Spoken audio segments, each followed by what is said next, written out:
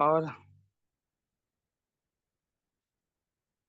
दास का परिचय बताना चाहूंगा। नाम मनोज कुमार, ग्राम मोहम्मदपुर, जिला चंदौली, उत्तर प्रदेश से बिलोंग करता हूँ।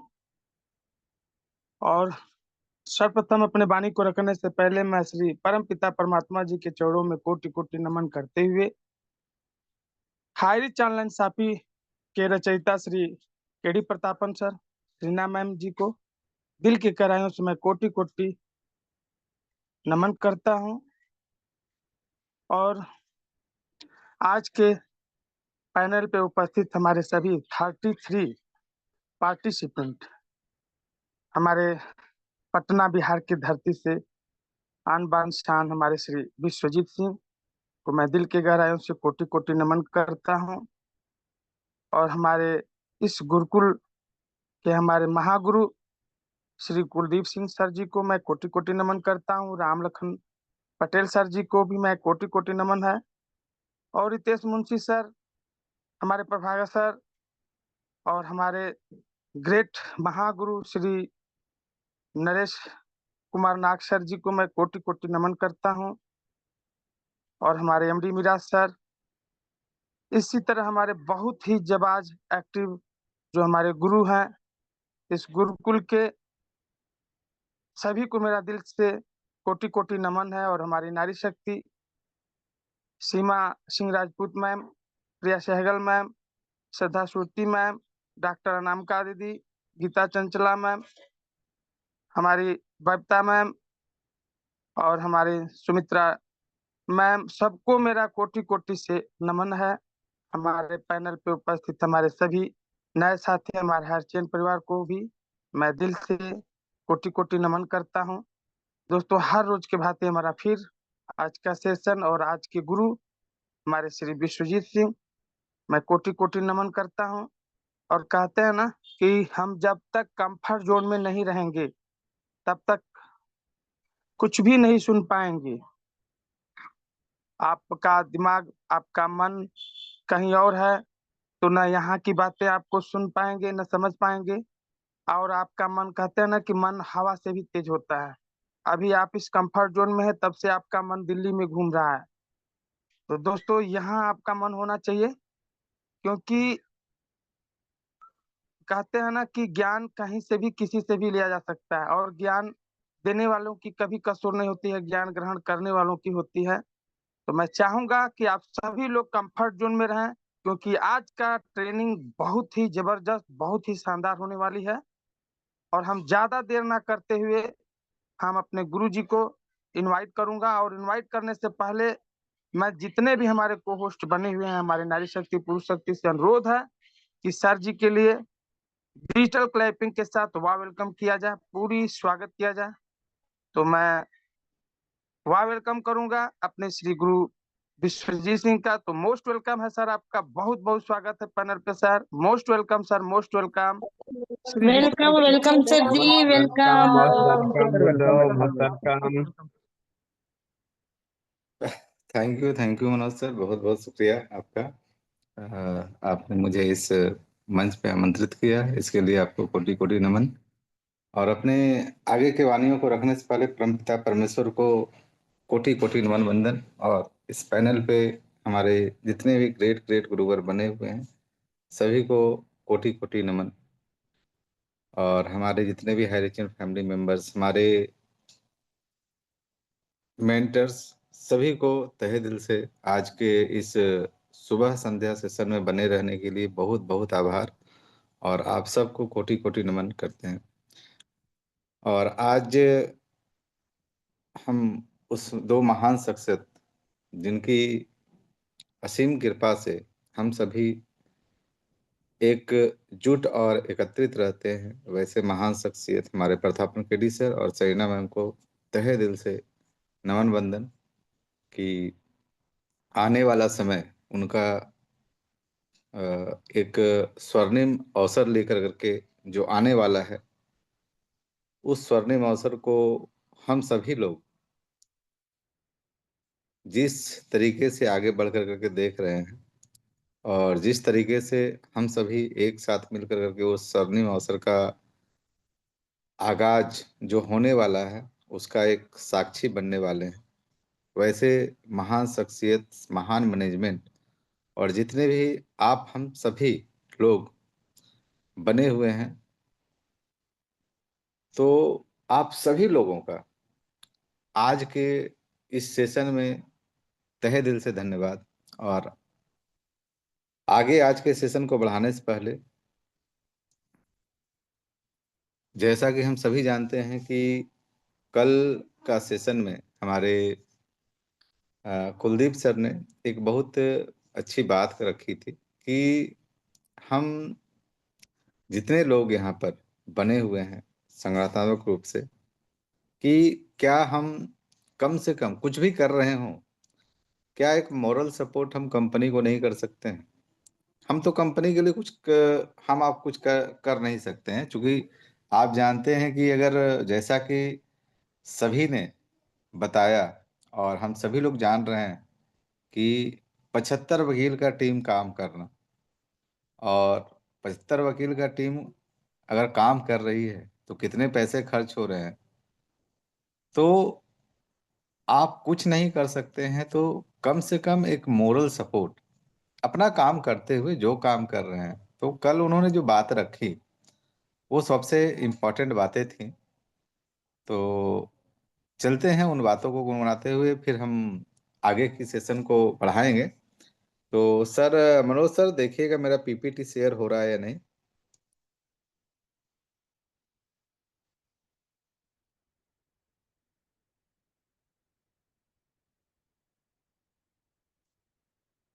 शेयर हो रहा है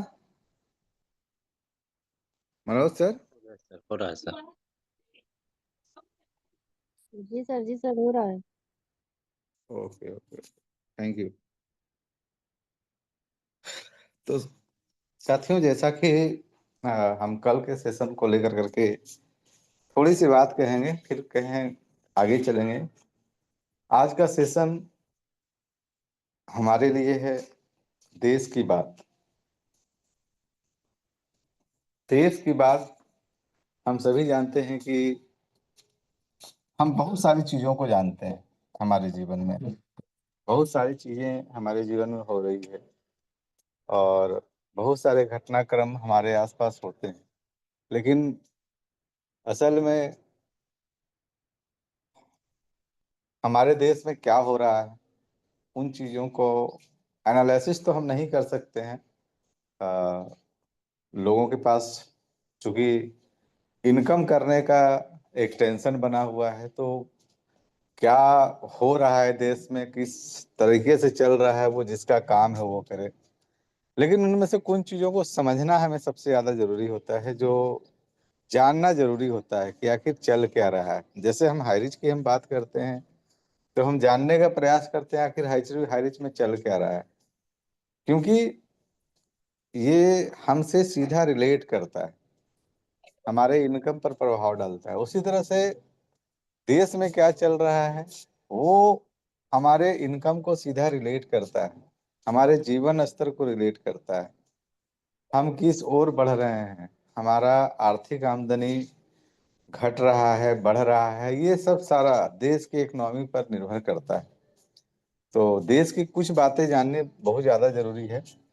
मोटा मोटी तौर पर बहुत सारे जो बड़ी बड़ी कंपनियां होती, जहां पर बहुत अच्छे अच्छे लोग बिजनेस में आते हैं। जैसे अगर हम बात करें नामी ग्रामी कंपनी है, जैसे अगर हम एक नेटवर्क कंपनी की बात करें तो एमवे इंडिया, जिसमें कि बहुत अच्छे अच्छे लोग भी आपको मिलेंगे, आईएएस रैंक के भी मिलेंगे, आईपीएस, डॉक्टर्स, बहुत सारे लोग मिलेंगे उसमें।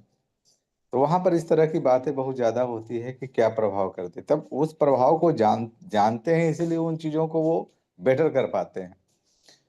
लेकिन बहुत सारी ऐसी कंपनियां हैं जहां पर बहुत छोटे छोटे स्तर पर चलती है, लेकिन इन चीजों को नहीं जान पाते हैं। तो इसलिए हम उन चीजों से महरूम रह जाते हैं कि आखिर क्या कंट्रीब्यूशन होना चाहिए हमारे इस देश में, हमारा कंट्रीब्यूशन क्या होना चाहिए। हम केवल अपने बारे सीमित रह जाते हैं सोच कर करके। तो देश की बात में आज हम बात करेंगे, जो हमारा जो सत्र रहा हमारे आसपास जो 2-3 दिनों में जो सबसे बड़ी खुशियां मिली, आज अगर हम बात करें तो हमारे देश की नारी शक्ति। अ, सर किन्हीं किन्हीं का माइक ऑन है? यदि वो 7-10 हो गए। हाँ, यदि वो तो जी तो कहते हैं कि अभी हमारे देश की ऐसी नारी शक्ति श्रीमती निर्मला सीतारमन, जिन्होंने 8वीं बार लगातार, पहली देश की नारी शक्ति रही जो फाइनेंस मिनिस्टर रही है, 8वीं बार लगातार उन्होंने संसद में फाइनेंस का बजट 2025 बजट पेश किया। लगातार लगातार आज तक बहुत सारे रहे हैं जो 7 बार, 8 बार, 9 बार, इससे पहले ये तीसरी क्रम में तीसरी महिला हुई जो बजट को पेश की, लेकिन लगातार 8वीं बार पेश करने वाली पहली महिला बनी है, पहली बजट पेश करने वाली। क्योंकि फाइनेंस मिनिस्टर बहुत सारे लोग लगे हैं, लेकिन लगातार नहीं, ये लगातार 8वीं बार पेश की। और अगर हम बात करें कि जो बजट आया है, सच में ये बजट, इस बार का जो बजट है बहुत ही अनोखा बजट है। और इस बजट से बहुत सारे लोग खुश हैं, क्योंकि विशेषकर मिडिल क्लास। क्योंकि अभी तक जितना भी हम बजट देखते थे, वो तो या तो अपर क्लास अमीरों के लिए होता था या तो सबसे गरीबों के लिए होता था। ये दो जगह बजट का सबसे ज्यादा वितरण पर काम किया जाता था। लेकिन जो अमीरों को चला रहे हैं और जो गरीबों को चलाते हैं, यानी कि अपने टैक्स पेयर का पैसा टैक्स दे कर करके गरीबों को जो हम लोग मदद करते हैं, बोलते हैं ना, हम लोग कहीं दान करते हैं, कहीं पर वृद्धाश्रम लगा हुआ है, या कुछ भी चीजें जब हम बहुत सारे गरीबों को देते हैं, तो मिडिल क्लास दोनों जगह काम करता है। क्योंकि फ्री में बहुत सारा कुछ मिलता है, तो वो कौन देता है? टैक्स पेयर ही पैसा देता है, तभी हम फ्री में गरीबों के लिए उतना कुछ कर पाते हैं। अमीरों के लिए कौन काम करता है? मिडिल क्लास काम करता है, तो फैक्ट्रियां, बहुत सारी चीजें बढ़ती है। तो कहीं ना कहीं मिडिल क्लास जहां पर सबसे ज्यादा मुसीबत में था, वो मुसीबत को सरकार ने निकाला। और इस बार का सबसे अच्छा जो बजट में सभी को जो सबसे अच्छा लगा, वो रहा मिडिल क्लास के लिए। लेकिन इस बजट से एक चीज हम जो आपको बताना चाह रहे हैं, ये जानने की जरूरत है कि अगर सरकार ने इंडिकेशन दिया है, तो हमें और आपको भी ये सोचने पर मजबूर होना होगा कि पैसा आपको कमाना जरूरी है। पैसा तो आपको चाहिए, क्योंकि आने वाले समय में अगर आप पैसे पर ध्यान नहीं देंगे, तो साथियों कुछ भी आप कर लें, आप धीरे धीरे अपने समाज से कट होते चले जाएंगे, कट होते चले जाएंगे। क्योंकि अगर आप देश के साथ नहीं चल सकते हैं, अगर आप अपने उन प्रगति रास्तों पर नहीं चल सकते हैं, तो आप कितना भी कुछ करें, आप कटते चले जाएंगे, क्योंकि धीरे धीरे साइड होते चले जाएंगे। आज अगर हम देखें, हमारे माननीय प्रधानमंत्री जी, आज आज अगर वो अध्यात्म की बात करते हैं, तो इंफ्रास्ट्रक्चर की भी बात करते हैं, यानी कि वो देश की प्रगति की भी बात करते हैं। ऐसा नहीं कि केवल हम अध्यात्म लेकर करके, अच्छी बातों को लेकर करके जपते रहें अगर माला, तो हमारा जीवन कट जाएगा, तो आपसे धीरे धीरे लोग कट जाएंगे। आपको प्रगति के रास्ते पर चलना सबसे ज्यादा जरूरी है। दोनों चीज का सम्मिश्रण बहुत जरूरी है। इसीलिए अगर वो अध्यात्म की बात करते हैं, तो इंफ्रास्ट्रक्चर की भी बात करते हैं, प्रगति की भी बात करते हैं, कंप्यूटराइजेशन की भी बात करते हैं, अब एआई की भी बात करने लगे हैं। तो एआई का भी सेक्टर में बहुत बड़ा चेंज आने जा रहा है। वो इस बजट सत्र से पता चला कि आने वाला समय जो एआई का था, आर्टिफिशियल इंटेलिजेंस का, उस सेक्टर में भी बहुत बड़ा कारनामा होने जा रहा है। तो सोचिए कि अगर कोई अध्यात्म की ओर है, तो एआई के बारे में क्यों सोच रहा है, क्यों उस टेक्नोलॉजी के बारे में सोच रहा है? क्योंकि हर व्यक्ति ये जानता है कि हम प्रगति के रास्तों पर अगर हम उस दौर में नहीं हो, केवल हम आध्यात्मिक रूप से ही केवल बात करें, अपने उन चीजों के पीछे केवल दौड़ें तो देश प्रगति कभी नहीं करेगा। तो इसलिए हमारे जीवन में जितना कैरेक्टर जरूरी है, चरित्र जरूरी है, उतना हमारे जीवन में जो आगे बढ़ने की प्रगति है वो भी सबसे ज्यादा जरूरी है। आज अगर हम बात करें, हमारा जो सेना का सेक्टर है, वायु सेना हो, थल सेना हो, जल सेना हो, आज इतना तेजी से विकसित हुआ, इसका कारण क्या है कि उन्होंने वहां पर ध्यान दिया, बहुत तेजी से बहुत सारी चीजों को आधुनिक किया गया, बहुत तेजी से डेवलपमेंट हुआ। तो ये सबसे इम्पोर्टेंट चीज था कि सबसे पहले हम मजबूत हों। जैसे कि कल सेशन हुआ, तो कल सेशन में क्या बताया गया कि सबसे पहले हम मजबूत हों, क्योंकि हमें मजबूत होना जरूरी है। बाकी जो भी चीजें हैं, थोड़ा बहुत हमारे देश में अगर गरीबी है, हमारे देश में अगर आज हम बात करें तो हमारे देश में जॉब की कमी है, या जॉब को कैसे क्रिएट करना है, वो सब हम देख लेंगे। लेकिन सबसे पहले तो हमारा देश मजबूत होना चाहिए चारों तरफ से। तो सबसे पहले उस पर काम करना कि अगर हम मजबूत हैं तो हम सारे चीजों को धीरे धीरे उठा लेंगे। लेकिन अगर हम ही बिखरे हुए हैं तो किसी चीज को उठा करके भी हम कुछ नहीं कर सकते हैं। अगर उठा भी लेंगे तो वो विकसित नहीं हो पाएगा, वो बढ़ नहीं पाएगा। इसलिए सबसे पहले मजबूत होना जरूरी है। इसलिए मैंने कल भी कहा था कि सबसे पहले संगठन का मजबूत होना जरूरी है। अगर मजबूत संगठन होगा तो हम और आप, किन्हीं का माइक बार बार ऑन हो रहा है, थोड़ा सा ध्यान दीजिएगा। तो कहीं पर भी अगर हम और आप जो काम करते हैं, अगर हम अपने संगठन के साथ मजबूत नहीं हैं, तो हमारे जीवन में सबसे बड़ा प्रॉब्लम्स आएगा कि हम बिखर जाएंगे। इसी तरह से यहाँ पर भी बहुत कुछ अच्छा मिल जाए, लेकिन आप संगठन में ना रहें, तो वो बहुत कुछ अच्छा जो है वो हमारे और आपके लिए बेकार हो जाएगा।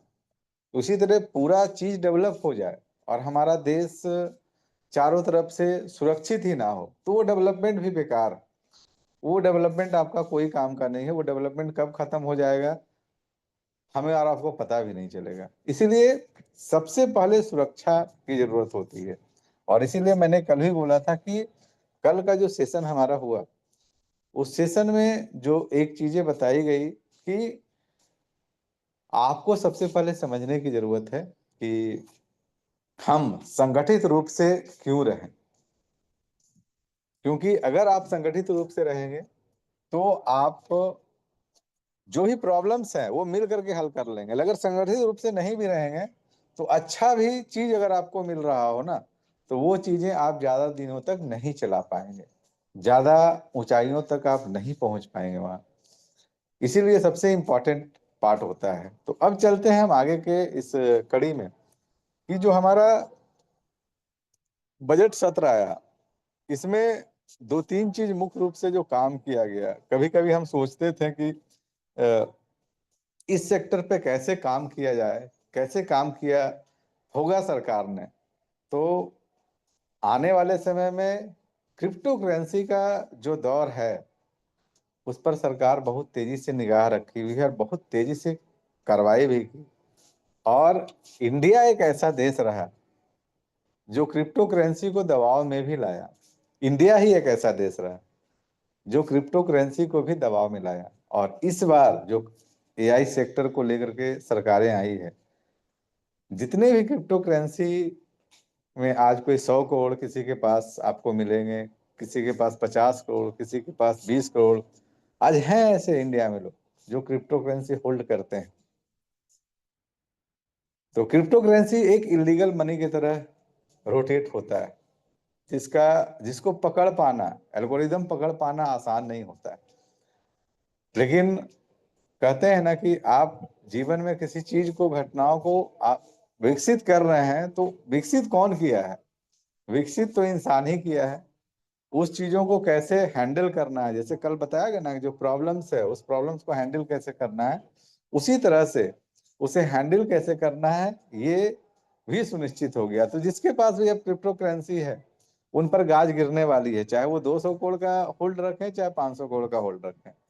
आज भारत में जितने भी एक्सचेंज काम करेंगे सिंपली है कि सारे सेक्टर्स आज हमारे पीएमएल से अटैच होंगे तभी वो काम करेंगे, अन्यथा काम नहीं करेंगे। और जब वो जुड़ेंगे तो सारे इंफॉर्मेशंस आपके और सरकार के पास कलेक्टिवली जाएंगे ही जाएंगे कि आप क्या कर रहे हैं और कितना होल्ड कर रहे हैं। तो बहुत सारी चीजें हैं उसमें, एक एक डिफिनेशन तो मैं आपको बताऊंगा तो बहुत लंबा समय हो जाएगा। लेकिन चलते हैं कुछ इंपॉर्टेंट मुख्य मुद्दों पर बात करते हैं कि जो ग्रोथ है हमारा, जो बजट का ग्रोथ है, एक्सेलरेशन ग्रोथ है, सिक्योर इंक्लूसिव डेवलपमेंट है, प्राइवेट इन्वेस्टमेंट है, अपलिफ्ट हाउस होल्ड और enhance spending power in India rising middle class. अब जो ये कुछ मुख्य पॉइंट्स पर हमारे फाइनेंस मिनिस्टर का जो ध्यान रहा है, ये सबसे इम्पोर्टेंट पार्ट है, देखने वाली बात। और लास्टली में मैं बताऊंगा कि जो चीजें हुई हैं उन चीजों को हमें कैसे रिलेट करना है, हम किस मद्दे नजर से देख सकते हैं इसको। तो आज का सेशन कुछ इंपॉर्टेंट जानकारियों का सेशन है। जो जानकारी हम प्राप्त करते हैं उन जानकारियों में से कुछ चीजों को हम समझ पाते हैं, चूंकि हर सेक्टर्स तो हमारा और आपका नहीं होता है, क्योंकि हर सेक्टर में हर लोग उतने इंटरेस्ट भी नहीं लेते हैं कि वो सेक्टर, लेकिन कुछ कुछ चीजें जो हमारे आम जीवन के लिए है वो तो जरूर ही जाननी चाहिए। तो आम जीवन के कुछ बातों को हम लोग देखेंगे जो आज के समय में हम सभी इसे इग्नोर करते हैं। तो प्राइवेट इन्वेस्टमेंट ज्यादा से ज्यादा हो, इस पर भी सरकार का बहुत तेजी से ध्यान है कि इन्वेस्टमेंट ज्यादा से ज्यादा यहाँ पर हो। और जो ग्रोथ का एरिया है, जो अगर आज हम देखें हालिया में थोड़ा सा जो जीडीपी जो गिरा है, उस जीडीपी को उठाने का जो एक तरीका है इस बजट में, वो अतुलनीय है। अगर आप देखेंगे तो लास्टली मैं उन चीजों को आपको बताऊंगा। ये जो ये जो पूरा टैक्स स्लैब जो दिया गया है इस बार मिडिल क्लास के, जो एक अंदर खुशी का माहौल आया है। जो हर बार लोग सोच रहे थे कि मिडिल क्लास अमीर के लिए भी काम कर रहा है, गरीब के लिए भी काम कर रहा है, ना कि दोनों जगहों पर वो कहीं ना कहीं अटैच होता है टैक्सेशन के वजह से। क्योंकि वह काम करता है तो पैसा जनरेट होता है, और जब पैसा ज्यादा कमाता है तो टैक्स भरता है, और टैक्स भरता है तो कहीं ना कहीं बहुत सारे ऐसे लोग हैं जो कुछ नहीं खरीद पा रहे हैं। जो खरीद पा रहे हैं वो तो टैक्स देते हैं, चलिए उनके लिए वो कहीं से पैसा आता है तो वो टैक्स पे कर रहे हैं। लेकिन कुछ हमारे ऐसे सबसे गरीबी स्तर पर है जो कुछ खरीद नहीं पा रहे हैं, किसी ना किसी पर डिपेंड है, मांग करके खाते हैं, या कहीं ना कहीं से वो वृद्धाश्रम में है, कहीं ना कहीं हम देखते हैं कि अनाथ आश्रम में है, विधवा आश्रम में है, उनके पास कुछ नहीं है। वो कोई कहीं ना कहीं से व्यवस्था होता है तो उनको मिलता है। तो वहां पर हम कैसे फ्री में जो जो भी चीजें मिलती है तो वो कहाँ से मिलती है। जो मिडिल क्लास एक वर्क करता है, टैक्स का पैसा वहां पर जाता है, बहुत सारे लोग डोनेट करते हैं, सरकारें मदद करती है, तो उस वजह से जाता है। बहुत सारी चीज फ्री में जब मिलती है तो कहते हैं कोई ना कोई तो उसके लिए काम कर रहा होता है। फ्री का मतलब कि फ्री नहीं होता है, कोई ना कोई उसके लिए काम कर रहा होता है, तभी किसी को आप कुछ ना कुछ देते हैं।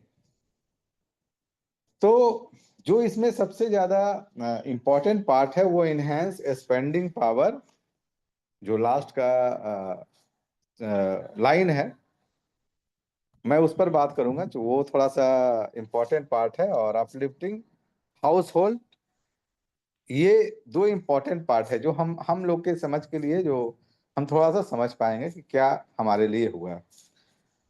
बाकी बहुत सारी चीजें हैं। तो जो स्पेंडिंग पावर है इंडिया का, खर्च करने की शक्ति मिडिल क्लास में बहुत ज्यादा है, बहुत ज्यादा है। तो उसको और इनहेंस करने के लिए, राइजिंग करने के लिए कुछ चीजों को लाया गया, ताकि जितना ज्यादा खर्च होगा उतना ज्यादा जीडीपी का ग्रोथ होगा। और सबसे ज्यादा अगर खर्च करने वाला है जो कभी नहीं सोचता है, वो है हमारा मिडिल क्लास। सबसे ज्यादा जो खर्च करने पर आतुर होता है वो है मिडिल क्लास।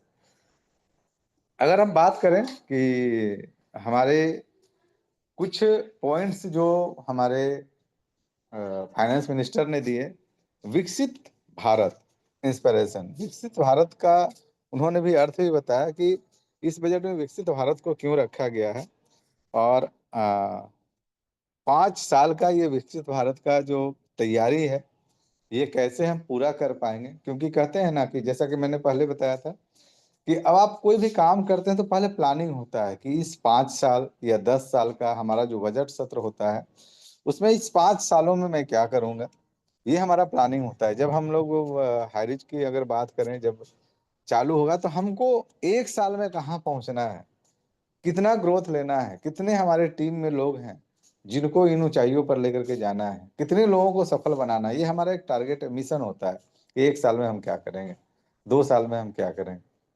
उसी तरह से हमारे देश का जब बजट आता है तो 5 साल में हमें करना क्या है, वो एक मिशन के साथ वर्क होता है। तो कहते हैं कि विकसित भारत का मतलब है कि जीरो पॉवर्टी यानी कि गरीबी को खत्म करना। जीरो पॉवर्टी यानी कि गरीबी को खत्म करना। 100% क्वालिटी, गुड एजुकेशन, माने अच्छा स्कूलिंग एजुकेशन को देना 100% उसमें। इसके बाद हाई क्वालिटी एफोर्डेबल और कॉम्प्रिहेंसिव हेल्थ केयर, यानी कि जो हेल्थ केयर का जो सेक्टर है वो हमारा ज्यादा से ज्यादा इनहेंस हो। 100% स्किलफुल लेबर, जो एम्प्लॉयमेंट में है उसमें बहुत सारे लोग आ तो जाते हैं लेकिन स्किल उतना नहीं होता है। क्योंकि हम सभी जानते हैं कि एम्प्लॉयमेंट कैसे होता है, आज लोग एम्प्लॉयमेंट में कैसे जाते हैं। तो स्किल को 100% स्किलफुल बनाना, ये सबसे ज्यादा आज के डेट में इस पर ध्यान दिया गया है। लेकिन सबसे बड़ी बात जो इस बजट में है वो है हमारी नारी शक्ति को डेवलप करना, 70% कंट्रीब्यूशन में लाना। आप सोच सकते हैं 70% वुमेन इन इकोनॉमिक एक्टिविटी में लाना। अब इस इकोनॉमिक एक्टिविटी में क्या है कि वर्किंग भी है, खर्चे भी हैं, क्योंकि सारी देख रेख घर से लेकर करके अगर हम बाहर तक भी देखें तो नारी शक्तियों का जो कंजम्पशन होता है इकोनॉमिक को लेकर कर कैसे चलाना है, तो 70% इकोनॉमिक एक्टिविटी में लाना उनको। तो ये टारगेट है सरकार का, और सच में एक बहुत ही महत्वपूर्ण कदम यहाँ पर सरकार ने यहाँ पर उठाया है। उसके बाद है farmer making India food basket in the world. सबसे बड़ी बात है कि अब जो फार्मर पर जो बताया गया मेड इन इंडिया जिसे हम बोलते हैं, तो अब है कि हमारे किसान जो आज फूड कंजम्पशन कर रहे हैं उसको विदेशों तक ले जाना, उसके लिए तैयारी। क्योंकि कोई भी चीजें साथियों एट ए टाइम तुरंत नहीं होती है। किसी चीज को अगर हम करने का तैयारी भी करते हैं तो उसमें समय लगता है कि कैसे इसको बनाना है। इंडिया को उन्नत बनाना है तो किसानों को उन्नत बनाना है, किसानों को उन्नत बनाने के लिए हमें क्या क्या प्रक्रियाएं करनी होगी। ऐसा नहीं कि तुरंत, लेकिन उसमें जो हेल्प होता है, जो मदद होता है, वो इस बार अतुलनीय रहा है। तो चलते हैं, बहुत सारे, ये छोटा सेशन नहीं है साथियों इसलिए मैं शॉर्ट में थोड़ा सा बात करूंगा। तो इन 4 पॉइंट्सों पर सरकार का मुख्य रूप से फोकस है। इस 4 पॉइंट्स पे अगर हम बात करें एग्रीकल्चर ग्रोथ का, रूरल प्रॉस्पेरिटी का, अगर हम बात करें कि सभी को कैसे साथ लेकर के चलना है ग्रोथ में, बूस्टिंग मैन्युफैक्चरिंग। मैन्युफैक्चरिंग जैसे कि हम सभी जानते हैं कि चाइना अगर आज जीडीपी में बहुत अच्छा कंट्रीब्यूट करता है तो उसका मुख्य कारण है वहाँ का मैन्युफैक्चरिंग। लेकिन हमारे इंडिया अगर हम कंट्रीब्यूट करते हैं अगर जीडीपी में, तो उसका कारण है कंजम्पशन। क्योंकि मैन्युफैक्चरिंग हमारे के यहाँ है नहीं, क्योंकि हम लोग का मेन सिद्धांत है कि हम लोग पढ़ाई कर करके केवल सरकार से जॉब मांगने का एक जो हम लोग का तरीका है ना, इस कारण से हम लोग केवल कंज्यूमर बन करके रह गए। कंज्यूमिंग पावर से जीडीपी यहाँ पर बढ़ता है, मैन्युफैक्चरिंग के लिए हम लोग सोचते नहीं है क्योंकि उसका कोई स्किल डेवलपमेंट है ही नहीं। लेकिन चाइना में ऐसा है कि मैन्युफैक्चरिंग को बढ़ावा दिया जाता है। तो इस बार सरकार ने इस मैन्युफैक्चरिंग यूनिट पर सबसे ज्यादा बढ़ावा दिया है कि मैन्युफैक्चरर ज्यादा बने, और उसके लिए बहुत सारा आपका अलॉटमेंट भी किया है कि जो लोग करना चाहते हैं उसके लिए वो सुविधाएं भी सरकार बहुत तेजी से दे रही है। तो केवल कंज्यूमर पर डिपेंड ना रहे, मैन्युफैक्चरिंग यूनिट का एक हब बने जहां से जॉब क्रिएशन हो। तो इस पर बहुत ज्यादा ध्यान है। एमएसएमई जो हमारा सपोर्टिव सिस्टम है उस पर भी बहुत ज्यादा ध्यान है। अगर हम यहाँ पर बात करें तो एग्रीकल्चर में लगभग 100 डिस्ट्रिक्ट को टारगेट किया गया है, जहां पर 1.7 करोड़ किसान, 1.7 लगभग लगभग आप अगर समझें तो इतना बड़ा टारगेट किया गया है जहां से इस चीज को डेवलप करना है मैन्युफैक्चरिंग यूनिट के लिए, जो विदेशों में हम अपने प्रोडक्शन को लेकर के जा सकें। इसमें अगर हम बात करें तो जो पहले योजना थी क्रेडिट कार्ड की, उसको बढ़ा करके 5 लाख किसान के लिए कर दिया गया है। लेकिन सबसे अच्छी बात है, अब जो छोटे उद्योगपति हैं उसके लिए भी क्रेडिट कार्ड इस बार अलाउ किया गया है। क्योंकि सबसे ज्यादा दिक्कत होता था कि मान लीजिए हम उद्योग करना चाह रहे हैं और हमारे पास कुछ पैसा घटा, तो हम फिर बैंक से लोन लेते हैं या किसी बाहरी से लोन लेते हैं, तो ज्यादा इंटरेस्ट में हमको लोन लेना पड़ता है। तो सरकार जो फार्मर को दे रही थी वही एसएमएसए उद्योग में भी क्रेडिट कार्ड लाई है कि आप सरकार से ही क्रेडिट पर ले सकते हैं। क्योंकि वहाँ 4% इंटरेस्ट लगता है सालाना, 5% लगता है सरकार का, जो परियोजना होता है उद्योग का उसमें बहुत ज्यादा इंटरेस्ट लगता नहीं है।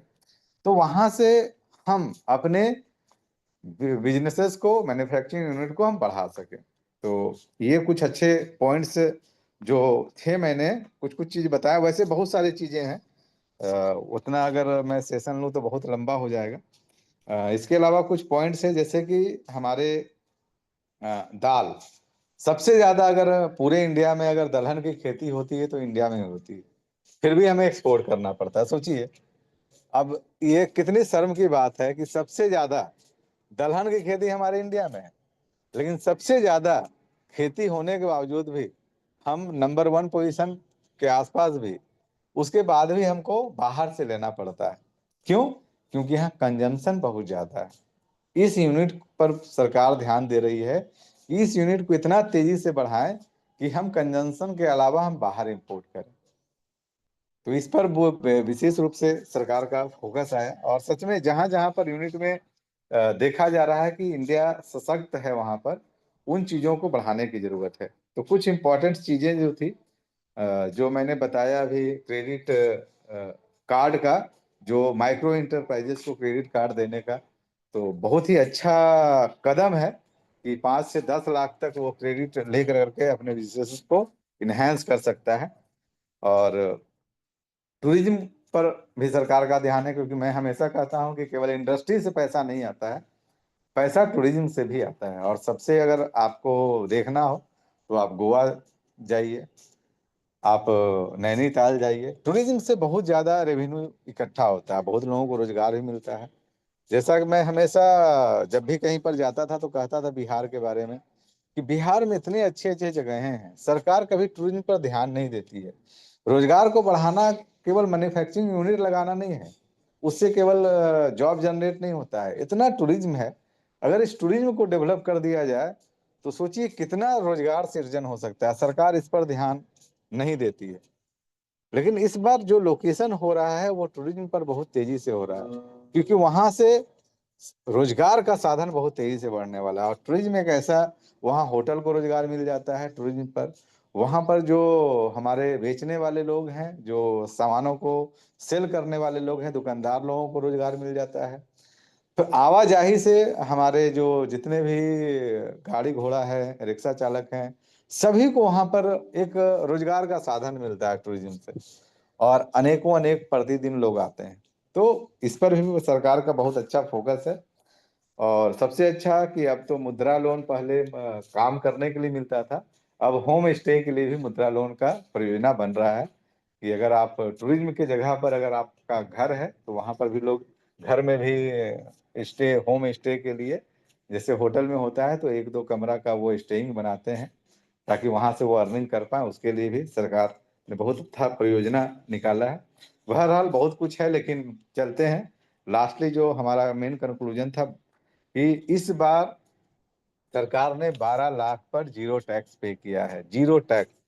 आज सबसे ज्यादा खुशी इसी बात पर है कि 12 लाख पर 1 रुपया भी टैक्स नहीं देना। अगर आपका इनकम पर मंथ 1 लाख है, यानी कि सरकार ने टैक्स में छूट तो दिया, बहुत अच्छी बात है, और इसमें खुशहाली का ही माहौल है, सभी लोग खुश हैं। क्यों खुश हैं? क्योंकि पहली बार मिडिल क्लास को कुछ मिला है। और केवल यही नहीं मिला, और जगह पर मिला है, केवल टैक्स में ही छूट नहीं मिला है, बहुत जगहों पर बहुत सारी चीजें मिली है। जो हमेशा एक दबाव रहता था कि हमको सरकार में ही ये इन्वेस्ट करना है, वो इन्वेस्ट करना है, बहुत सारी चीजों को इस बार मिडिल क्लास अपने आप को अ, ऐसा महसूस कर रहा है कि उस पिंजड़ा से वो थोड़ा सा निकला है। तो जो निकला है, ये बहुत ही अच्छी पॉजिटिव साइन गई है। और सबसे बड़ी बात है कि 12 लाख पर जो टैक्स हमारा जीरो हुआ है, अब यहाँ पर अ, हम छूट तो गए हैं, हम टैक्स पे नहीं कर रहे हैं, यानी कि लगभग लगभग इंडिया का 80% आबादी, जो कि 12 लाख यानी कि पर मंथ 1 लाख रुपया कमाता था, अब 80% टैक्स सरकार के पास नहीं जाएगा टैक्स से, इस टैक्स से। तो अब आप सोचिए कि इतना सरकार का लॉस तो है, क्योंकि सरकार डेवलप कैसे करेगी, तो सरकार ने उसकी तैयारी की। क्योंकि आज मिडिल क्लास एक चीज है कि कहीं ना कहीं पैसा को तो इन्वेस्ट करेगा ही करेगा। अगर ये छूट मिला है तो वो पैसा मार्केट में फिर से आएगा, क्योंकि वो खुशी खुशी बहुत सारी चीजों को करेगा, कहीं इन्वेस्ट करेगा ग्रोथ के लिए, उस पैसा को बढ़ाने के लिए। और बहुत सारे ऐसे लोग होंगे जो व्यर्थ के इस पैसे को बर्बाद भी करेंगे। सरकार भी इन चीजों को समझ रही है, इकोनॉमिक सेक्टर के जितने भी महारथी हैं सब समझ रहे हैं कि ये जो छूट मिला है, इससे खुश तो वो होंगे, लेकिन जो लोग संभल करके नहीं चलेंगे उनका पैसा तो मार्केट में जाएगा। अब इससे खुश होकर करके बहुत सारे लोग बहुत सारी चीजों का शॉपिंग करना चालू करेंगे, तो पैसा फिर मार्केट में मूव करना चालू करेगा, तो सरकार को तो वहां से टैक्स मिलेगा ही। तो सरकार टैक्सेशन को लेकर करके तो बुरी तरह से उस परियोजना को लेकर के चली है। तो लेकिन मिडिल क्लास को अब यहाँ समझने की जरूरत है। हम लोगों के लिए सबसे बड़ा जो पॉजिटिव पॉइंट है कि हम लोगों को ये जानने का जरूरत है कि सरकार ने अगर 1 लाख पर मंथ कमाने वाले का टैक्स फ्री कर दिया है, तो हमें भी सोचने का जरूरत है कि अब हमें भी 1 लाख रुपया महीना चाहिए। सरकार बता रही है कि आने वाले समय में, जैसा कि हम लोग प्लान में बताया करते थे कि 2025 1 लाख रुपया महीना चाहिए, तो वो फिगर ऐसे ही नहीं जा रहा था। और आने वाले समय में 10 लाख चाहिए महीना, तो वो फिगर ऐसे ही नहीं जा रहा है, वो फिगर वास्तविक सच्चाई बयां कर रही है। ये हमारे लिए इंडिकेशन है कि हम बहुत ही इंपॉर्टेंट तरीके से इन चीजों को ध्यान दें कि हमें भी अब आय करने की जरूरत है। तभी हम अपने बड़ी प्रगति की ओर किसी को भी आप तभी आप आगे बढ़ा सकते हैं जब आप अपनी आय में वृद्धि करेंगे। अगर आप अपनी आय में वृद्धि नहीं कर पाते हैं, इस जब आप काम करेंगे, आप काम शुरू करेंगे, जब आपका इनकम में वृद्धि नहीं कर पाएंगे, तो आप अपने साथियों के इनकम में वृद्धि कभी नहीं कर पाएंगे। क्योंकि कहते हैं कोई भी यूनिट बढ़ता है, कोई भी मैन्युफैक्चरिंग यूनिट बढ़ता है, जब उसकी सेल्स बढ़ती है तभी कर्मचारियों की सैलरी के साथ साथ उसका इंक्रीमेंट बढ़ता है, उनको एक्स्ट्रा आमदनी होती है। तो कहने का सीधा मतलब है कि जैसे ही हम काम करना भी शुरू करेंगे, तो अगर आपकी ग्रोथ नहीं होगी तो आप अपने टीम का ग्रोथ नहीं कर पाएंगे। तो इसीलिए अपने ग्रोथ के लिए एक चीजें जो सबसे ज्यादा जरूरी है वो है आपको संगठन में रहना पड़ेगा, तभी आपकी ग्रोथ होगी और तभी टीम की ग्रोथ होगी। तो शायद समय थोड़ा सा ज्यादा हो गया है, तो बस आज के लिए सेशन को हम यहीं पर बाइंड अप करते हैं, क्योंकि थोड़ा सा बजट सेशन को लेकर करके कुछ चीजों को बताना जरूरी था, रिलेट करना हम लोगों के लिए, क्योंकि हमारे जीवन में क्या प्रभाव पड़ रहा है और इससे क्या हमें संदेश मिल रहा है। तो बहुत बहुत धन्यवाद करेंगे आप सभी का इस सेशन में बने रहने के लिए। बहरहाल सबसे ज्यादा अच्छा जो है एक मिडिल क्लास के लिए कि 12 लाख तक आप इनकम कमाएं, धड़ल्ले से कमाएं, विदाउट टैक्स पे किए हुए। सबसे खुशी की बात है कि अब आप हर चीजों को आसानी से कर सकते हैं, बशर्ते लास्टली इन्हीं वाणियों के साथ समाप्त करेंगे ताकि आप समझ पाए कि आप पैसा कमाएं इस बार तो सचेत और अपने दिमाग को स्थिर कर करके कि आपके पैसे को कहाँ इन्वेस्ट करना है, किस तरीके से करना है, ताकि आप अपने इनकम का भी कई गुना ग्रोथ ले पाए। तो इसी आशा विश्वास के साथ कि आज का सेशन आपको एक अच्छा अनुभव करवा रहा होगा, तो आप खुश रहें, आपका परिवार स्वस्थ और खुश रहे, इसी आशा के साथ चलते हैं हमारे ग्रेट होस्ट हमारे मनोज सर के पास। Thank you sir. वाह सर, ग्रेट सर, सैल्यूट करते